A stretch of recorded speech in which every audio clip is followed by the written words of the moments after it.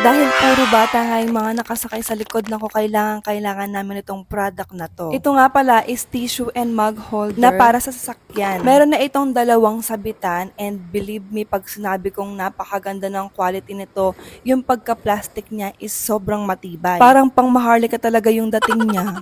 Yung sa gitna niya na may butas, tissue holder yan. At tama kayo ng hula, yung dalawa sa gilid is mug holder or yung lagayan ng mga baso or inumin. At pwede rin naman silang lagayan ng mga basura kasi may holder naman yung sasakyan, yung pinto niya. Pero kasi napansin ko na masyadong makalat yung mga bata, nilalagyan nila ng mga basura yung sa gilid ng pinto. Kaya ayan, bumili na ako ng ganyan. Napakadali lang naman niya i-set up. Ayan, i-hook mo lang yung dalawa sa likod. And heto nga yung finished product niya.